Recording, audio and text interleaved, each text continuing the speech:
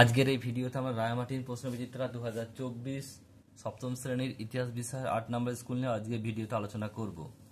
একের দাগের প্রশ্ন কি বলছে দেখে নাও। একেরটা বলছে যে সঠিক উত্তর নির্বাচন করে লেখো। একের দাগের 1 মোহাম্মদ ঘুরি মারা যান। অপশন নাম্বার বি সঠিক উত্তর হয় 1206 খ্রিস্টাব্দে।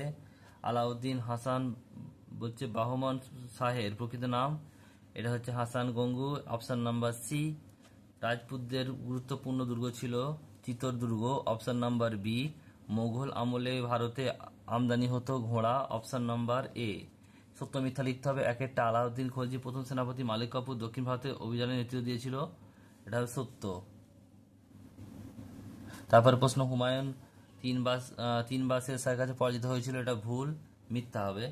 নেক্সট হচ্ছে পরেরটা দেখো। 1526 খ্রিস্টাব্দে পানিপথের প্রথম যুদ্ধ আকবর আফগানদের পরাজিত করেন, এটা হচ্ছে মিথ্যা হবে, কারণ প্রথম যুদ্ধ 26-এ হয়েছিল, 1500।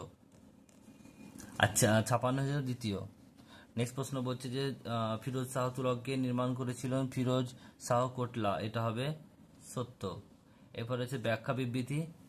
একেরটা বলছে দেখো বিবৃতি মোহাম্মদ বিন তুগলকের আমলে তুগলকের তামার মুদ্রা প্রচারের উদ্যোগ ব্যর্থ হয়েছিল।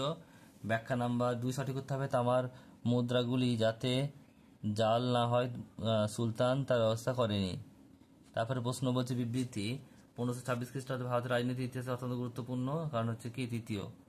1526 খ্রিস্টাব্দে পানিপথের প্রথম যুদ্ধের মধ্য দিয়ে ভারতের মুঘল সাম্রাজ্যের প্রতিষ্ঠা হয়েছিল। এরপরে দেখো তিনটা কি বলছে।